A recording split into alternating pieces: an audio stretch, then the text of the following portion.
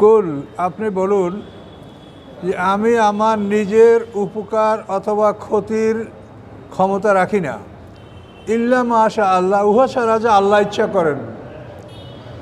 ওয়ালাউ কুনতু আলামুল গাইবা, যদি আমি গায়েব জানতাম, লাস্তাকসারতু মিনাল খায়ের, তাহলে আমি অনেক কল্যাণ লাভ করতে পারতাম।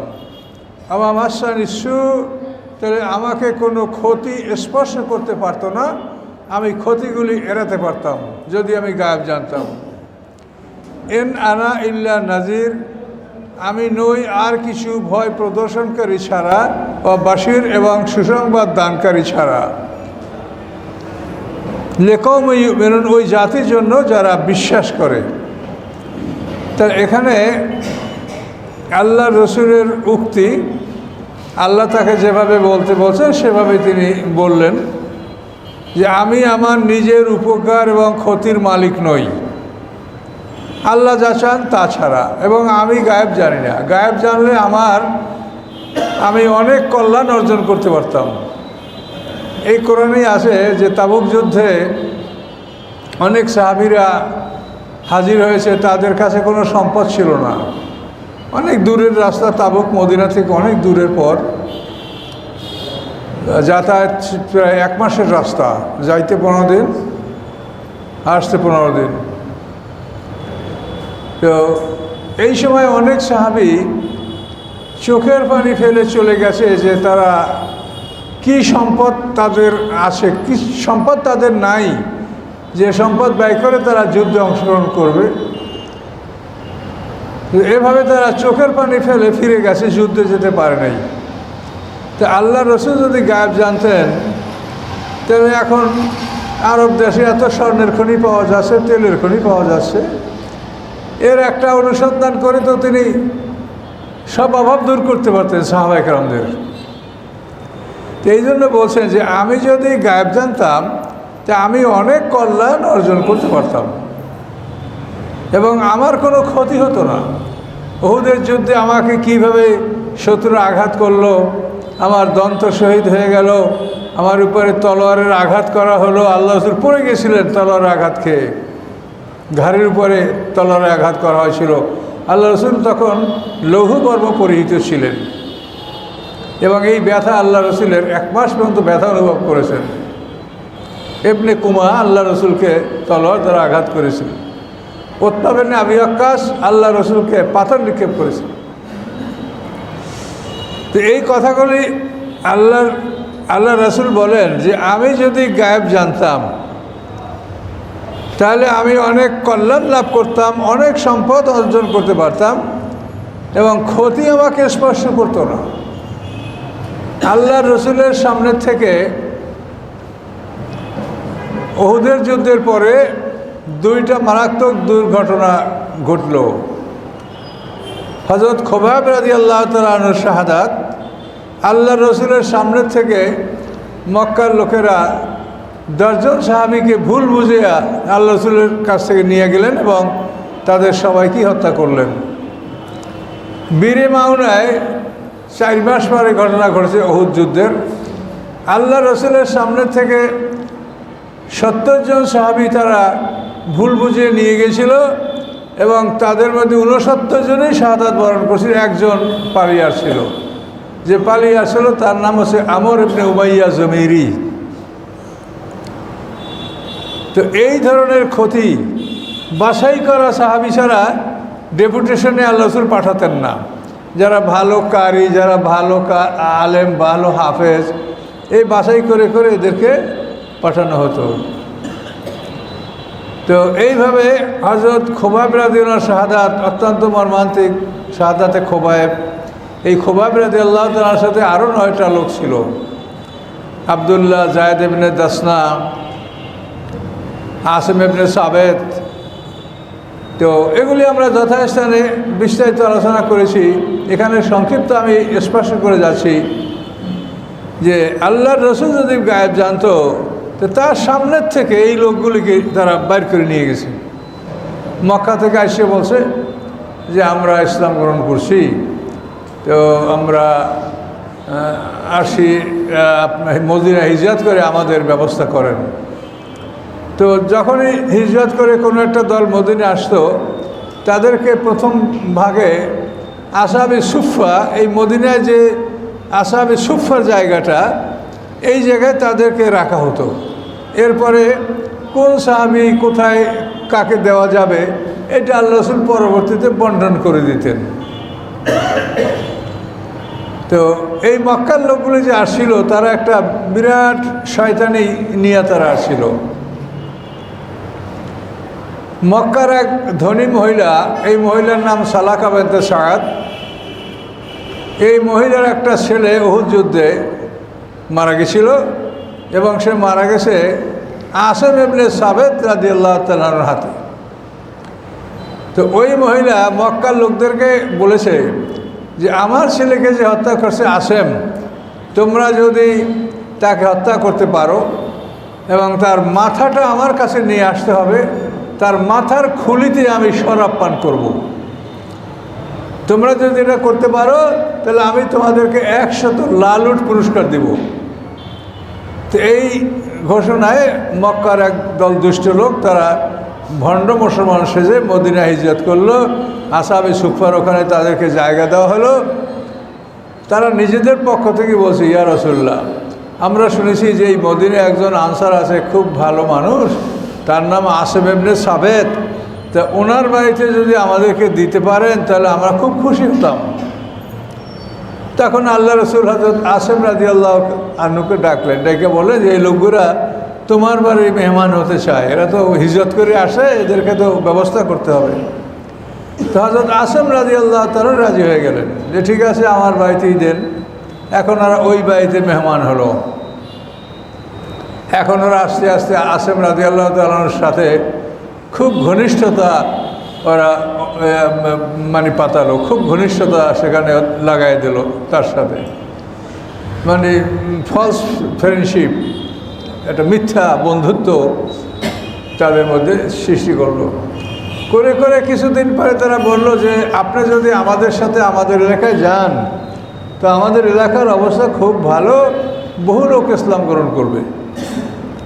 তখন হযরত আসেম রাদিয়াল্লাহু বললেন যে ওরা তো আমাকে নিয়ে যেতে চায় ওদের এলাকায় ইসলামের জন্য, ইসলাম প্রচারের জন্য। তা আল্লাহ রাসূল বলেন যে তুমি যদি যাও তো একা যাবে কেন, 10 জনের একটা দল যাবে এবং তারা আল্লাহর দিন প্রচার করবে। তখন এই হযরত আসেম ইবনে সাবেত রাদিয়াল্লাহুর সাথে 10 জন লোক আল্লাহ রাসূল পাঠিয়ে দিয়েছেন। তাদের বিখ্যাত খুব ভালো ভালো সাহাবী, যায়েদ ইবনে দাসনা, তারপরে আবদুল্লাহ, হযরত খুবাইব রাদিয়াল্লাহু তাআলা, এরা দলে ছিল সব। এই লোকগুলি যেতে যেতে তখন মক্কার কাছাকাছি ওসমান নামে জায়গায় যখন এরা গেল, তখন এই দুষ্টরা শত্রুদেরকে খবর দিয়ে দিল যে আমরা ধরে নিয়ে আসছি মুসলমানদেরকে, তোমরা আসো। তখন অন্তত আদলু আল কারা, এই আদলু আল কারার অন্তত 200 লোক এসে তাদেরকে আক্রমণ করল। তখন তারা 7 জন তো ওখানেই শহীদ হয়ে গেলেন, 3 জন বন্দী হয়েছিলেন। তো বন্দীদেরকে বলছিল যে তোমরা মানে আত্মসমর্পণ করো, তোমাদের কিছু বলা হবে না। তখন এই 3 জন আত্মসমর্পণ করেছিলেন, যায়েদ ইবনে দাসনা, আবদুল্লাহ, হযরত খুবাইব রাদিয়াল্লাহু তাআলা। পরে যখন এদেরকে ওরা বাঁধতে শুরু করলো তখন আবদুল্লাহ বিদ্রোহ করলো এবং সে শহীদ হয়ে গেল। থাকলো 2 জন, যায়েদ ইবনে দাসনা আর খুবাইব রাদিয়াল্লাহু তাআলা। আর যে লোকটাকে খুন করলে, যার মাথা ওর ওই আসেম রাদিয়াল্লাহু মাথা, যে মহিলা, ওই মহিলার নাম সালাকা বিনতে সাদ, ওই আসেম রাদিয়াল্লাহু শাহাদাত বরণ করেছে। তো উনি শাহাদাত বরণ করার সময় আল্লাহর কাছে এই দোয়া করেছে যে আল্লাহুম্মা ইন্নী হামিতু দীনাকা সাদরান নাহরে ফাহিম লাহমি। তিনি আল্লাহর কাছে এই বলে দোয়া করেছেন যে আল্লাহ, প্রকাশ্য দিবালোকে আমি আপনার দিনকে সংরক্ষণ করেছি, আপনি আমার দেহটাকে হেফাজত করেন। এভাবে সে দোয়া করেছেন। এখন আসেম রাদিয়াল্লাহু তাআলাকে হত্যা করার পরে তার মাথাটা নিয়ে যাবে, তা নাহলে তো পুরস্কার পাবে না। যেহেতু সালাক বিনতে সাদ মহিলা যার ছেলে উনি হত্যা করেছে উহুদের যুদ্ধে, তো এখন ওই আসামের লাশ খোঁজ করতে ওরা গেল। এখন লাশ খোঁজ করতে যাওয়ার পরে যে একদল ভীমরুল এমনভাবে বেড়াজাল সৃষ্টি করেছে যে ওরা সামনে যেতে পারছে না, ভয়ঙ্করভাবে গর্জন করে এবং কোনোভাবে ভয় তারা আগাতে পারছে না। কয়েকবার চেষ্টা করছে, কোনোভাবেই তার লাশের কাছে ওরা যেতে পারে নাই। এভাবে আল্লাহ তাআলা তার লাশকে হেফাজত করেছেন। পরে আল্লাহ তাআলা তার লাশকে কীভাবে হেফাজত করেছেন মরুভূমিতে সেটা আল্লাহই ভালো জানেন, কিন্তু তারা তার লাশকে সংগ্রহ করতে পারে নাই। এভাবে হযরত আসিম রাদিয়াল্লাহু তাআলা আনহুকে ভীমরুলের বেড়াজাল দিয়া আল্লাহ তাআলা তাকে রক্ষা করেছেন। তার মাথা নিতে পারে নাই, তাকে বেইজ্জত করতে ওরা পারে নাই। এরপরে হযরত খুবাব রাদিয়াল্লাহু, যায়েদ ইবনে দাসনা, এই দুজনকে ওরা মক্কা নিয়ে গেল। তখন বনু হারেস, এই হারেস মারা গেছিল বদরে, উহুদে। তো এই বনু হারেস হযরত খুবাবকে খরিদ করেছিল, আর যায়েদ ইবনে দাসনাকে খরিদ করেছিল সফওয়ান ইবনে উমাইয়া, আরবের বিখ্যাত ধনী বেলালের মরি উমাইয়া। এই উমাইয়া ছেলে সফওয়ান ইবনে উমাইয়া সেকে খরিদ করেছিল। এবং এই দুইটা লোককে তারা মুহররম মাস পার হয়ে যাওয়ার পরে তারা এদেরকে শূলিবিদ্ধ করে হত্যা করেছে। এবং এগুলো খুব মর্মান্তিক ইতিহাস। শাহাদাতে খুবাব সম্পর্কে আপনারা জানেন যে ওনাকে যখন কাবাঘরের সামনে হেরেমের বাইরে, কাবাঘরের সংলগ্ন হেরেম শেষ হওয়ার পর হেরেমের ভিতরে ওরা কোনো মানুষ মারত না, হেরেমের বাইরে তাকে যখন ছুঁড়ে বিদ্ধ করলো, তখন সে বললো যে আমাকে একটু আল্লাহর ঘর দেখতে দেওয়া, যে আমি ওই দিক তাকাইয়ে আমি মরবো। বলে না, তোমাকে তা দেওয়া হবে না। বিপরীত দিকে মুখ রেখে তাকে শূলবিদ্ধ করলো। কিন্তু যখন তাকে ওরা হত্যা করতে লাগলো, অন্তত 40টা লোকে একসঙ্গে তার উপরে আক্রমণ করে তার দেহের গোশতগুলি কেটে কেটে তারা নিয়ে যাচ্ছিল। তখন হঠাৎ করে তার ঘাড় ঘুরিয়ে আল্লাহ দিলেন কেবলামুখী হয়ে গেল। এমনভাবে ঘাড় বাঁকা হয়ে কেবলামুখী হয়ে গেল যে ওরা আর সেদিক থেকে ফিরাতে পারল না। এইভাবেই হযরত খুবাব রাদিয়াল্লাহু তাআলা আনহু শাহাদাত বরণ করেন। এবং তিনি অনুরোধ করেছিলেন যে আমাকে 2 রাকাত নামাজ পড়ার সুযোগ দাও, তা ওরা দিয়েছিল। এই জন্য এই যে যাদেরকে ফাঁসি দেওয়া হয় 2 রাকাত নামাজ পড়তে, এটার উপর শাহাদাতে খুবাব, হযরত খুবাব রাদিয়াল্লাহু তাআলা আনহুর এটা সুন্নাত মনে করা হয় যে তিনি ওদের কাছ থেকে অনুমতি নিয়ে 2 রাকাত নফল নামাজ পড়েছিলেন। খুবই মর্মান্তিক শাহাদাত। তারপরে ওনার লাশকে ওইরকম শুলে ঝুলিয়ে রেখেছে, মানুষকে মানে প্রদর্শনী করছে যে দেখো মুসলমানদের থেকে আমরা কীভাবে প্রতিশোধ নিচ্ছি। একদিন আল্লাহ রসুল সাহাবায়ে কেরামদেরকে বলেন, তোমাদের মধ্যে এমন কেউ আছো যে খুবাব রাদিয়াল্লাহু তাআলার লাশকে নিয়ে আসতে পারো ওখান থেকে? তখন হযরত জুবাইর ইবনে আওয়াম আর তার সাথে আরও একজন সাহাবী, এরা দুজন বলল, ইয়া রাসূলুল্লাহ, আমরা করতে পারবো। তো তখন এরা ঘোড়ায় সওয়ার হয়ে গভীর রাতে চলতে চলতে, তো মক্কা থেকে মদিনায় 9 দিন থেকে 11 দিনের রাস্তা। গভীর রাত্রে ওরা মক্কায় হযরত খুবাব রাদিয়াল্লাহু যেখানে ঝুলিয়ে রাখা হয়েছে সেখানে ওরা আসলো।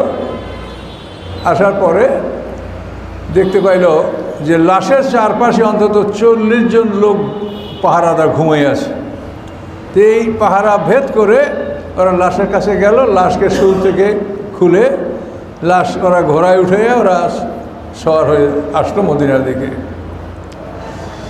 তো খুবাবের জন্য শাহাদাতের সময়ও সে আল্লাহর কাছে এতটুকু দোয়া করেছিলেন যে আল্লাহ, আমার সালাম আল্লাহ রসুলকে পৌঁছে দেন যে আমি এখন শাহাদাত বরণ করছি, এটা আল্লাহ রসুলকে আপনি জানতে দেন। এবং এই দোয়া তার কবুল হয়েছিল, আল্লাহ রসুল জেনেছিলেন।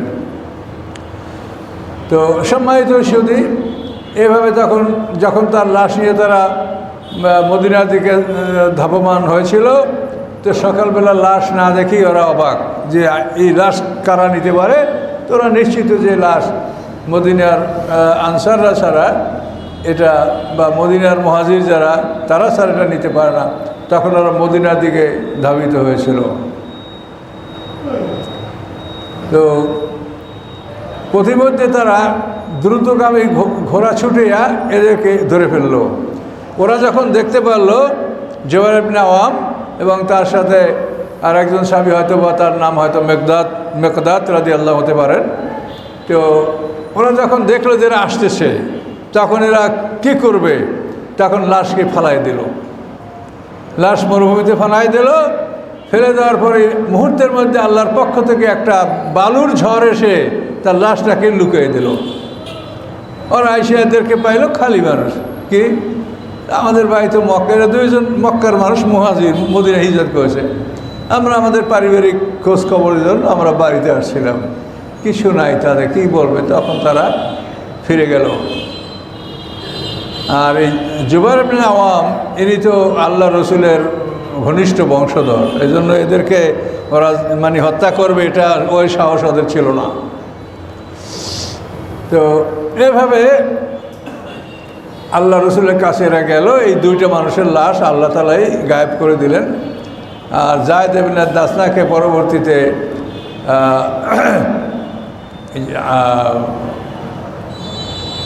উমাইয়ার ছেলে সফওয়ান বিন উমাইয়া সে তাকে খরিদ করে নিয়েছিল, সে তাকে একটা গোলাম দ্বারা তাকে হত্যা করেছিল কাবা ঘরের সামনে। তো এই ঘটনা ওই আর এক 70 জনের ঘটনা, ওইটা আরও মর্মান্তিক। তো এই ঘটনাগুলো আল্লাহ রসুলের সামনে ঘটেছে, অথচ আল্লাহ রসুল এটা বুঝতে পারেন নাই যারা এই করতেছে। তো এই কথাটাই এখানে বলা হচ্ছে যে আপনি বলেন যে আমি গায়েব জানি না, গায়েব জানলে আমার এই ক্ষতিগুলি হতো না, আমি এই ক্ষতির সম্মুখীন হতাম না। তো এখন আমাদের সমাজে একদল লোক নামাজ পড়ছে, আল্লাহকে সেজদা করছে, অথচ তারা মনে মনে ভাবে যে ওলি আল্লাহরা গায়েব জানে। এগুলি মুশরিক, এদের রোজা নামাজ কোনো কাজে আসবে না। আমাদের রোজা নামাজ দিয়ে আল্লাহ কি করবে বলেন? এটা আমাদের কাজ, এটা যদি আমরা সঠিকভাবে রাখতে পারি আমাদের উপকার হবে, আর যদি এটা আমরা নষ্ট করে দিই তো আমাদের ক্ষতি হবে, আল্লাহর কি হবে? কাজে এই জন্য শিরক থেকে দূরে থাকতে হবে। তো এই কথাগুলি বুঝাবার জন্য আপনি কত ঘটনা নেবেন। আয়েশা সিদ্দিকার বিরুদ্ধে দুর্নাম হলো, 1 মাস পর্যন্ত এই ঘটনা নিয়ে গণ্ডগোল হলো। আল্লাহ রসুল তো বলতে পারলেন না যে আয়েশা সিদ্দিকার ব্যাপারটা এই, 1 মাস পর্যন্ত এই নিয়ে শোরগোল, ঝগড়াঝাটি, বিবাদ, মারামারি হওয়ার হুক্রম। 1 মাস পরে ওহী নাযিল করে জানাই দেওয়া হলো যে আয়েশা সিদ্দিকা পবিত্র। তো আল্লাহ রসুল গায়েব জানেন না। আমরা সমাজে শয়তানের পরামর্শে এমনভাবে শিরক শয়তান আমাদের মধ্যে বসিয়ে দিয়েছে, এই শয়তানের কারণে বহু নামাজি লোকের ইবাদত বরবাদ এবং এদের কিচ্ছু কাজ হবে না। লা ইন আশরাকতা লাহাবাতান্না আমালুক। আপনি যদি শিরক করেন তা আপনার সমস্ত আমলগুলি ডিলিট হয়ে যাবে, ঝরে যাবে, আপনার আমলনামাটা শূন্য হয়ে যাবে। শিরকে মানুষের নেকামল নষ্ট করে। পাপ করলে নেকামল নষ্ট হয় না। আপনি যদি পাপের কাজ করেন, আল্লাহ না করুক, এজন্য পাপ আপনার বাম দিকে লেখা থাকবে, নেকামল ডান দিকে থাকবে, কিন্তু এই পাপের কারণে নেকামল নষ্ট হবে না। কিন্তু শিরক করলে সমস্ত নেকামলগুলি নষ্ট হয়ে যাবে। পরিষ্কার করে লা ইন আশরাকতা লাহাবাতান্না আমালুক। আপনি যদি শিরক করেন আপনার সমস্ত নেকামলগুলি ঝরে যাবে। কাজে শিরক থেকে সতর্ক থাকবেন। সব কিছু আল্লাহর উসিলা হয়। আমার দেশে কত শত মাজার দরগা, হ্যাঁ, কত বড় বড় দরগা। এই দরগাগুলিতে কত মানুষ হরজ আসে। ওই দরগায় গোসল করলে রোগ ভালো হবে, ওই দরগার পানি খেলে রোগ ভালো হবে, এইভাবে ওই মাজারে টাকা দিলে রোগ ভালো হবে। এইভাবে এই একটা ধর্ম ব্যবসায় কোটি কোটি লোক এর মধ্যে জড়িত, এবং এই ধর্ম ব্যবসায়ী যারা, তারা এর মাধ্যমে কোটি কোটি টাকা অর্জন করছে। তারা আমাদের কথা শোনে না, আলেমদের কথা শোনে না। তো এই জন্য কোরআনের এই কথাগুলি আপনারা মনোযোগ সহকারে শোনেন, যে আল্লাহ বলছেন যে হে রাসূল আপনি বলেন যে আমি নিজের উপকার ক্ষতির অধিকারী নই, আল্লাহ যা চান তা ছাড়া। আমি যদি গায়েব জানতাম যে আমি অনেক কল্যাণ লাভ করতাম এবং কোনো অনিষ্ট আমাকে স্পর্শ করতো না, এ নানা ইল্লা নাজির ওয়া বাশির, আমি একজন ভয় প্রদর্শনকারী এবং সুসংবাদ দানকারী লিকৌম ইউমিনুন, ওই জাতির জন্য যারা বিশ্বাসী। আমি বাশির এবং নাজির।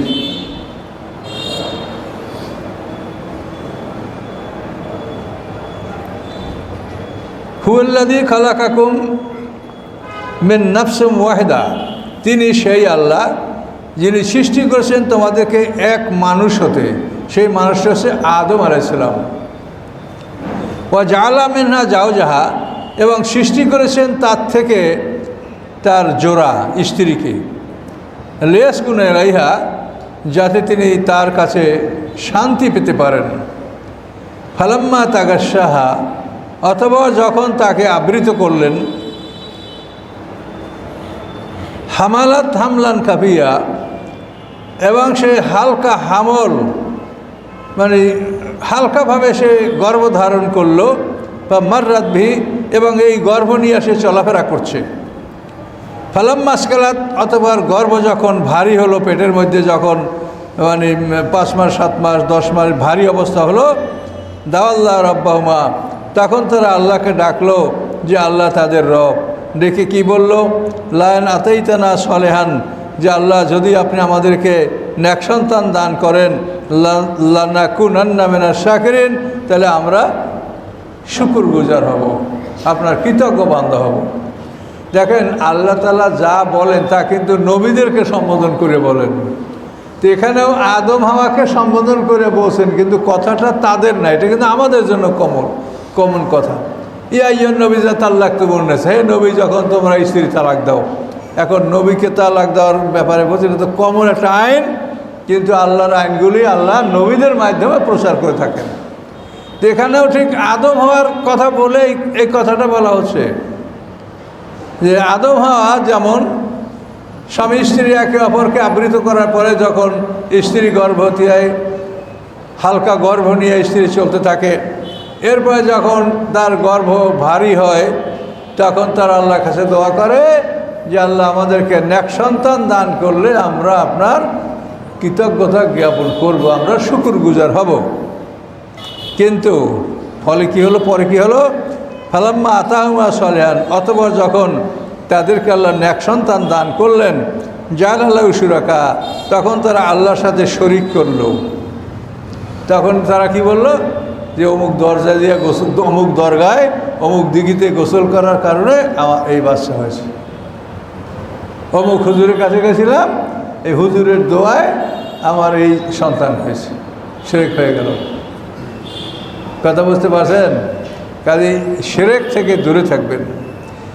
জাআলাহু শুরাকা ফিমা আতাহুমা, তাদেরকে আল্লাহ যে সন্তান দান করেছেন, এই সন্তানের ক্ষেত্রে তখন আল্লাহর কথা ভুলে গিয়ে পৃথিবীর এই নশ্বর মানুষের উসিলাকে তারা মনে করে যে এই কারণে আমি এটা লাভ করেছি। ফাতাআলা আল্লাহু আম্মা ইউশরিকুন, আল্লাহ অতি ঊর্ধ্বে উহা হতে যা আল্লাহর সাথে শরিক করা হয়। আয়ুশরিকুনা মা লা ইয়াখলুকু শাইয়্যান ওয়া হুম ইখলাকুন, তারা আল্লাহর সাথে শরিক সাব্যস্ত করে, আল্লাহর অংশীদার সাব্যস্ত করে এমন বস্তুকে, এমন মানুষকে, মা লা ইয়াখলুকু শাইয়্যা, যে কোনো কিছু সৃষ্টি করতে পারে না, ওয়া হুম ইখলাকুন, বরং তারা নিজেরাই সৃষ্ট। তাদের নিজেদেরকেই সৃষ্টি করা হয়েছে, কোনো কিছু সৃষ্টি করতে পারে না, তাদেরকে আল্লাহর সাথে তারা শরিক নির্বাচন করে যে আল্লাহর সমকক্ষে। নাউযুবিল্লাহ মিন যালিক।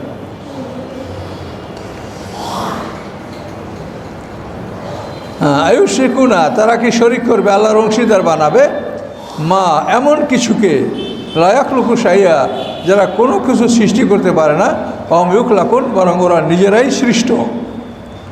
ওয়ালা ইয়াস্তাতিউনা লাহুম নাসরা, এবং তারা তাদেরকে সাহায্য করার কোনো ক্ষমতা রাখে না। ওয়ালা আনফুসাহুম, এবং তারা তাদের নিজেদেরকেও উপকার করার ক্ষমতা রাখে না। দেবদেবী বা যাদেরকে শরিক করা হয়, আল্লাহ বলেন তারা মানুষের উপকার করা তো দূরের কথা, নিজেদের উপকারও করতে পারে না, অথচ তাদেরকে শরিক করে বসে আছে।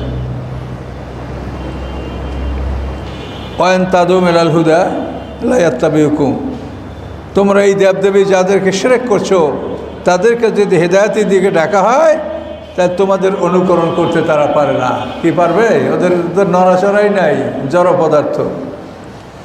সাওয়াউন আলাইকুম মা দাওয়াতুম ওয়া আনতুম সামিতুন, তোমাদের জন্য সমান, তোমরা তাদেরকে আহ্বান করো অথবা চুপ থাকো, সমান। ওরা তোমাদের আহ্বান শোনে না এবং শুনলেও তোমাদের অনুকরণ করতে পারে না।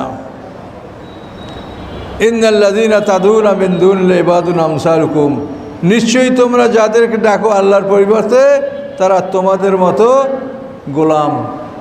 তোমরা যেরকম মানুষ ওরা তোমাদের মতো মানুষ। তা আপনিও মানুষ, সেও মানুষ। সেই মানুষের কাছে আপনি কি করে আশা করেন যে ওনার কাছে গেলে আমি মুক্তি পাবো?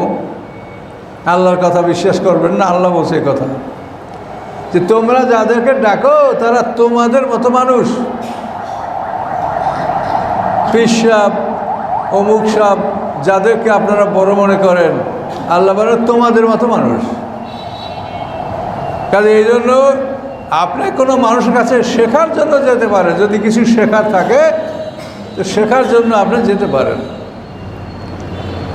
কিন্তু সে আপনার উপকার করবে, ভেস্তে নিয়ে যাবে, এইরকম কোনো চিন্তা করবেন না, তাহলে শিরক হবে।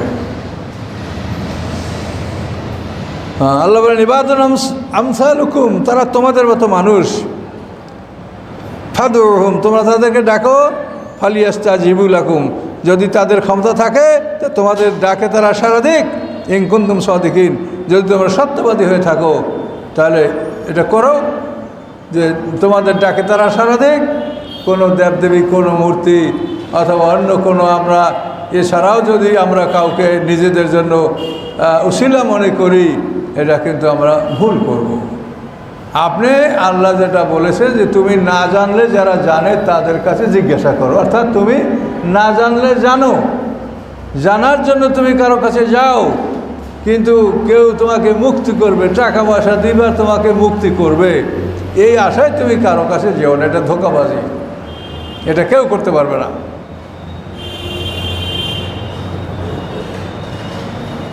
এখন আল্লাহ বলেন এই যে মূর্তি পূজা করা হচ্ছে, পৃথিবীর বহু মানুষ মূর্তি পূজা করছে। আল্লাহুম আরজুলুন ইয়ামশুনা বিহা, তাদের কি পা আছে যে পা দ্বারা তারা হাঁটতে পারে? আমলাহুম আইদিন ইয়াবতিশুনা বিহা, তাদের কি হাত আছে যে হাত দ্বারা তারা ধরতে পারে? আমলাহুম আয়ুনুন ইবসিরুনা বিহা, অথবা তাদের কি চক্ষু আছে যে তার দ্বারা দেখতে পারে? আমলাহুম আযানুন ইয়াসমাউনা বিহা, অথবা তাদের কি কান আছে যে তার দ্বারা শুনতে পারে? কুলিদু শুরাকাকুম, আপনি বলেন যে তোমাদের শরীরদেরকে ডাকো, সুম্মা কিদুনি, তারপর আমার বিরুদ্ধে তোমরা ষড়যন্ত্র করো। ফালা তুনজিরুন, অবকাশ দিও না, অবকাশ চাই না, তোমরা এখনই অ্যাকশনে যাও। তোমাদের শরীরদেরকে ডাকো, আমার বিরুদ্ধে ষড়যন্ত্র করতে পারো তো করো। আল্লাহ তাআলা স্পষ্ট এই কথাগুলো বলেছেন, বুঝতে আপনার কোনো তাফসীর প্রয়োজন হয় না। এভাবে পৃথিবীতে বহু বড় বড় মূর্তির ইতিহাস।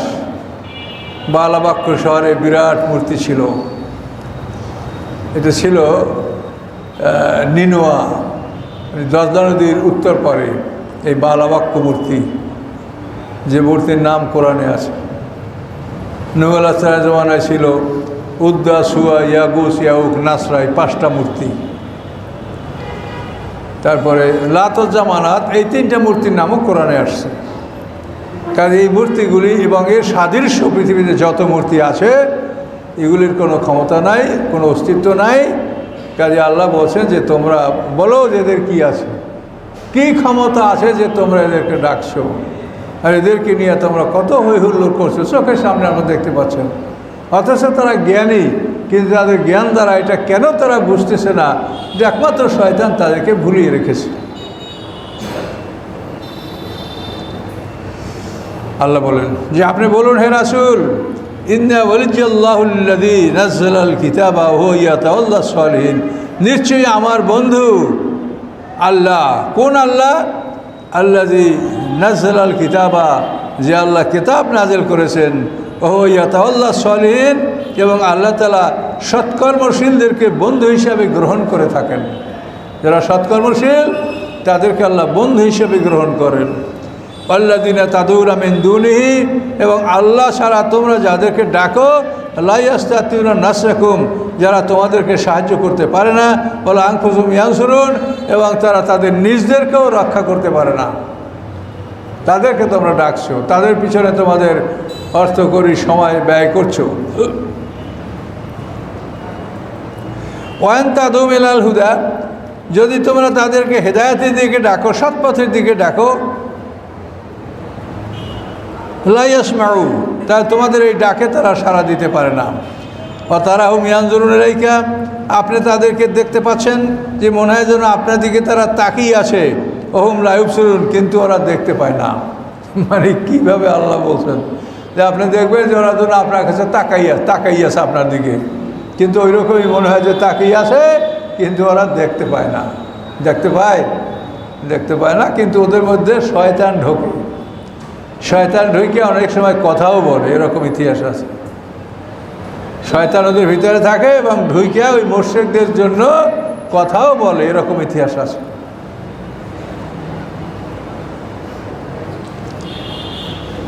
খুজিল আফওয়া, হে রাসূল আপনি ক্ষমা অবলম্বন করুন।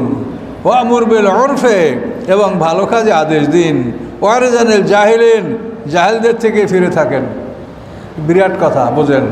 খুজিল আফওয়া মানে আপনি ক্ষমা অবলম্বন করুন, কার উপরে আপনি কঠোর হবেন না। ইবাদত বন্দেগীর ক্ষেত্রেও কেউ কম করতে পারলো, বেশি করতে পারলো, সেভাবেও আপনি কারো সমালোচনা করবেন না। ওয়ামুর বিল উরফে, আপনি ভালো কাজে আদেশ দেন। ওয়ারজানিল জাহিলিন, জাহেলদের থেকে ফিরে থাকেন। জাহেলদের সাথে তর্কে বিতর্কে লিপ্ত হবেন না। জাহেলদের সাথে তর্কে লিপ্ত হলে কোনো লাভ আছে? অযথা ঝগড়া বাজবে, ফাসাদ হবে, কোনো উপকার হবে না। তর্ক করতে পারেন জ্ঞানীর সাথে, জাহেলদের সাথে তর্ক করতে আল্লাহ নিষেধ করেছিল, মনে রাখবেন।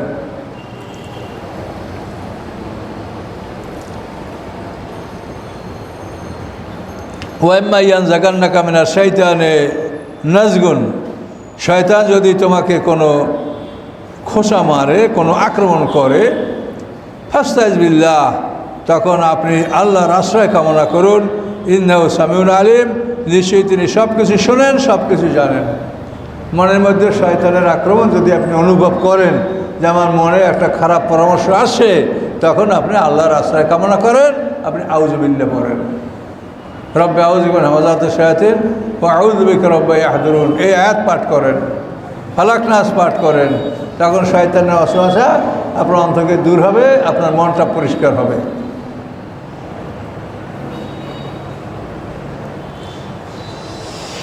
ইন্নাল্লাযীনা ইত্তাকাও, নিশ্চয়ই যারা আল্লাহকে ভয় করে, যারা কর্তব্য পালন করে, ইযা মাসসাহুম তায়ফুম মিনাশ শাইতান, যখন শয়তানের কোনো স্পর্শ তাদের উপরে আসে, মানে শয়তানে খোঁচা মারছে, শয়তানে ওয়াসওয়াসা দিয়েছে, এটা যদি হয়, তাযাক্কারু, তখন তারা আল্লাহকে স্মরণ করে। স্মরণ করার পরে ফায়েজাহুম মুবসিরুন, মুহূর্তের মধ্যে তারা দৃষ্টিশক্তি লাভ করে, মানে তারা বুঝতে পারে যে আমার মধ্যে শয়তান ঢুকছে, আমার ভুল হচ্ছে, এটা তারা বুঝতে পারে। ফায়েজাহুম মুবসিরুন, মুহূর্তের মধ্যে তারা দেখতে পায়, অর্থাৎ নিজের ভুল নিজের কাছে ধরা পড়ে। ওয়াইখানুহুম ইয়ামুদ্দুনা ফিল গায়য়ি সুম্মা লা ইউবসিরুন, এবং শয়তানের ভাই যারা, তারা তাদেরকে ফিল গাইয়ে মানে বিপথে টানতে থাকে।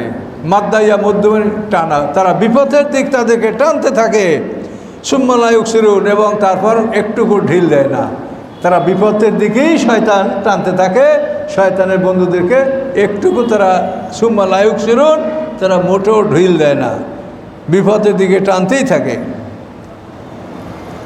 আল্লাহ বলেন ওয়াইদলাম তাতিম বিয়া, যখন আপনি তাদের কাছে কোনো মুজিজা নিয়ে আসেন না, কলু, তখন তারা বলে লাউলাস্তাবাইতাহা, তিনি একটা মুজিজা বাছাই করে কেন নিয়ে আসেন না? মুহাম্মদ সাল্লাল্লাহু আলাইহি ওয়াসাল্লাম, তিনি একটা মুজিজা অলৌকিক ঘটনা বাছাই করে কেন নিয়ে আসেন না? কুল, আপনি বলেন ইন্নামা আত্তাবিউ মা ইউহা ইলাইয়া, আমি অনুকরণ করি উহার যা আমার কাছে ওহী আসে। মের রব্বি, আমার রবের পক্ষ থেকে। আমি নিজের পক্ষ থেকে কোনো মুজিজা বাছাই করে নিয়ে আসবো এমন ক্ষমতা আমার নাই।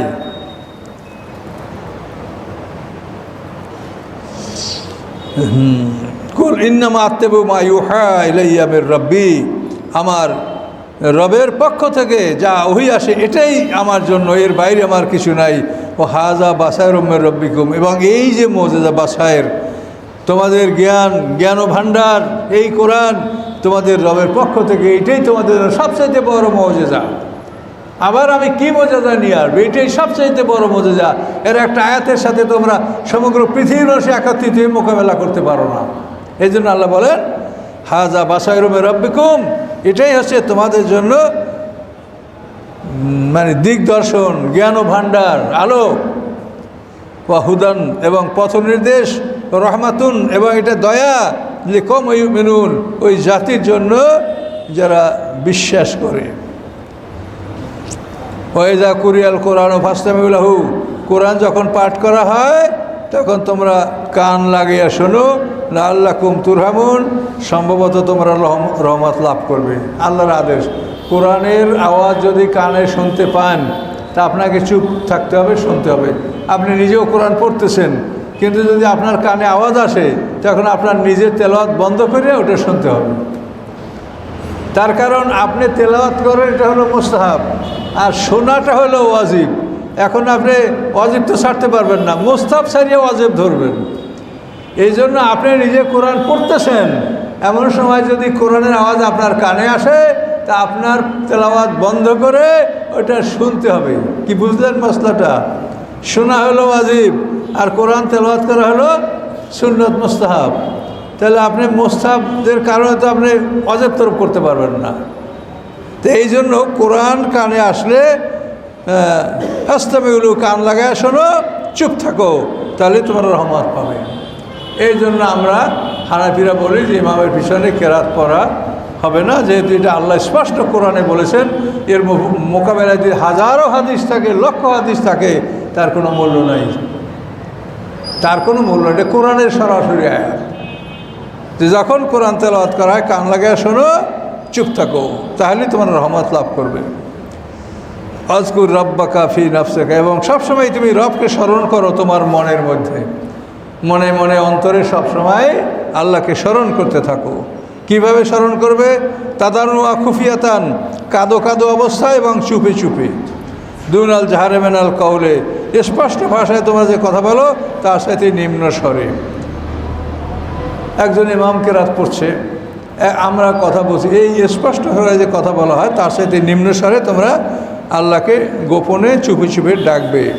বেল গুদুব বেল আসাল, সকাল সন্ধ্যায়, সকাল সন্ধ্যায় এবং সর্বক্ষণ। ওলা তাকুম মিনাল গাফিলিন, গাফেল হবে না, অমনোযোগী হবে না, সবসময় আল্লাহকে স্মরণ করতে থাকবে। ইন্নাল্লাযীনা ইনদা রাব্বিকা, নিশ্চয়ই যারা আছে আপনার রবের নিকটে, লা ইস্তাকবিরুন ইবাদাতিহি, তারা আল্লাহর ইবাদত করার ক্ষেত্রে কখনো অহংকার করে না। তারা আল্লাহর গোলাম হবে, আল্লাহর ইবাদত করবে, এক্ষেত্রে আল্লাহর বড় বড় ফেরেশতারা অহংকার করে না। ওই ইউসাব্বিহুনাহু, এবং তারা আল্লাহর পবিত্রতা ঘোষণা করে, ওয়া ইয়াসজুদুন, এবং তারা আল্লাহর উদ্দেশ্যে সেজদা করে। একটা সেজদা অজামিজ আপনাদের সবাই এই মসজিদ বের হওয়ার আগে একটা সেজদা করে বের হবেন, তেলাওয়াতের সেজদা। এখানে একটা এই আয়াতে তেলাওয়াতের সেজদা আছে। তাহলে এখন দেখেন এই আয়াতে কোনো কি অস্পষ্টতা আছে? আল্লাহকে ডাকতে হবে চুপে চুপে, কাদো কাদোভাবে, এবং স্পষ্টভাবে ডাকলে সেটা একজন ইমামের কেরাত এর সেইতে নিম্ন স্বরে ডাকতে হবে। তো এইটা কোরআনে বলার পরেও একদল লোক চিৎকার করে করে আল্লাহ জিকির করে। তো এগুলো আমাদের কিছু বলার নাই, মানে এরা কোরআন শুনবেই না। বর্তমান সমাজে আমরা দেখছি সমস্যাটা হলো এই যে কোরআনের কথা কেউ শুনবে না, শুনবে তাদের হুজুরে যা বলে, তাদের আলেমরা যা বলে এটা শুনবে, কোরআনের কথা কেউ শুনবে না।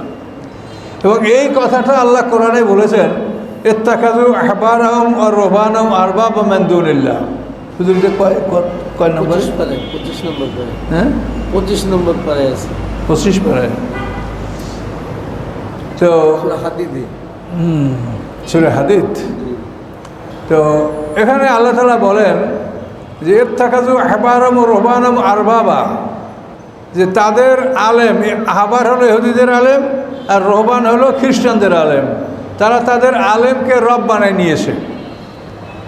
তো এখন আল্লাহ রসুল যখন এই খ্রিস্টানদেরকে একটা পড়ে শুনেছেন, হাতেম তাইর ছেলে আদি বিন তাই, তার বোন আগে ইসলাম গ্রহণ করছে, তারপর ভাইকে আল্লাহ রসুলের কাছে নিয়ে আসছিল। তো এই আদি বিন তাইর কাছে যখন এই আয়াতটা আল্লাহ রসুল পড়লেন, তখন সে বলে যে ইয়া রাসূলুল্লাহ, আমরা তো আমাদের আলেমদেরকে রব বলে মানি না, আমরা রব বানাই নেই তো। তখন রাসূল বলেন, আচ্ছা তাহলে বলো তারা যা বলে সেইটা তোমরা অন্ধভাবে মেনে নাও কিনা? বলে হ্যাঁ, তা মানি নেই, এইটাই রব বানানো। তোমরা তাদের একটা কথা অন্ধভাবে মেনে নিচ্ছ, সেটা কোরআনের সাথে মিলিয়ে দেখছো না, আল্লাহর কথার সাথে তুলনা করে দেখছো না, যা বলে তাই মানো, এটাই হচ্ছে রব বানানো। তা আমাদের সমাজটা ঠিক ওই পর্যায়ে পৌঁছে গেছে।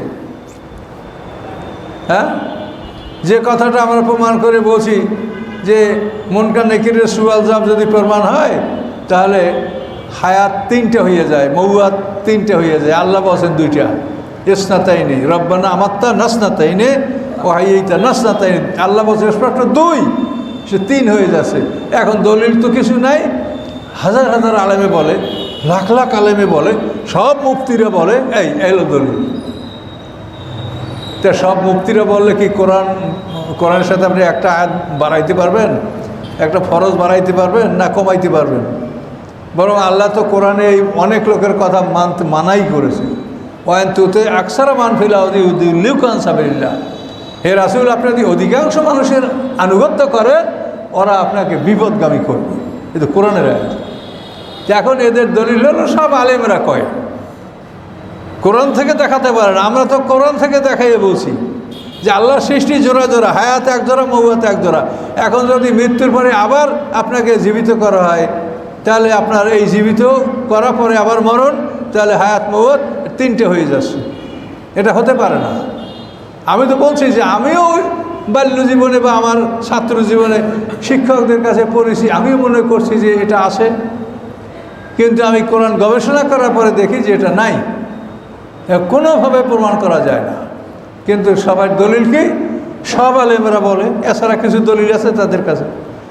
এ ব্যাপারে কেউ আমার কাছে 20টি হাদিস আছে, আমি বলি আপনার কাছে 1 লক্ষ হাদিস থাকতে পারে, আপনি হাদিস দ্বারা কি কোরআন পাল্টাইতে পারবেন?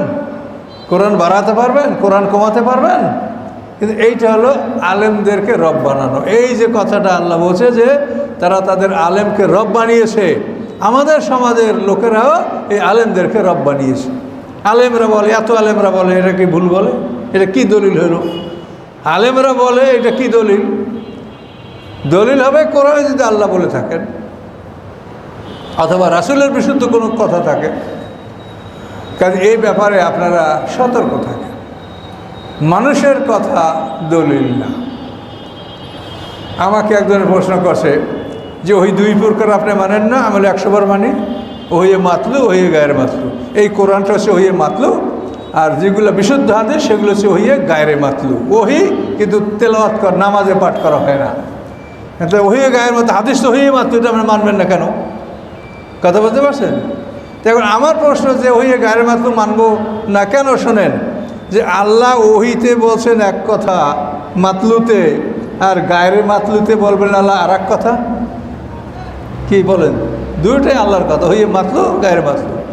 মাতলু হলো কোরআন, গায়ের মাতলু হলো হাদিস। তো আল্লাহ তাআলা কোরআনে বলবেন এক কথা, আর সেই আল্লাহ হাদিসে বলবেন আর এক কথা। এটা কি হতে পারে? তাহলে আপনি কীরকম এই জাল হাদিসগুলো যেগুলো কোরআনের সাথে মেলে না, এগুলোকে ওহিয়ে গায়ের মাতলু বললেন? তাদের কথাই দলিল, কিন্তু এটা তারা চিন্তা গবেষণা করে না। কাজে এই জন্য আমরা সঠিক কথা যেটা কোরআনে আছে, যেটা যুক্তিসঙ্গত, সেই কথাগুলো আমরা বলছি। আমরা তো গায়ের জোরে কোনো কথা বলছি না। কোন আলেমদেরকে এরকম বলতে শোনা গেছে, এটা আমি বলছি, নাউজুবিল্লাহ, এরকম কথা জীবনে যেন আল্লাহ আমাদের থেকে না বলে। আমি বলবো, আমার বলার কি অধিকার আছে? আমি তো গোলাম একজনের। কাজে এই জন্য আমাদের কথা বলতে হবে কোরআনে যা আছে এবং যুক্তি সহকারে মিলিয়ে বলবেন। ওই দুটোই আল্লাহর, ওই মাতলু আর গায়ের মাতলু। এখন ওই মাতলু মানে কোরআন, আর গায়ের মাতলু হাদিস। এখন আল্লাহ কোরআনে বলবেন এক কথা, আর হাদিসে বলবেন আর আরেক কথা। সেই জন্য তো আমরা বলছি যে কোরআনের খেলাফ কোনো হাদিস মানা যাবে না। এই জন্য দেখেন না আমার বিরুদ্ধে কত ফতোয়া আসতেছে, ওনার কথা শুনবেন না, উনি হাদিস মানে না। আল্লাহর কাছে যান, আপনারাও যাবেন, আমিও যাব। সেই দিন দেখবেন যে হাদিস কীরকম আপনারা মানলেন আর আমি কিভাবে অমান্য করলাম। তো যাই হোক, এজন্য আমার কিছু আপত্তি নেই, দুঃখও নাই। আমার কাজ হলো সত্যকে প্রচার করা, হেদায়েত আল্লাহর হাতে। এ পর্যন্তই থাকলো। যে সূরাটা মনে হয় শেষ হয়ে গেল। জি সুরা শেষ সূরা শেষ।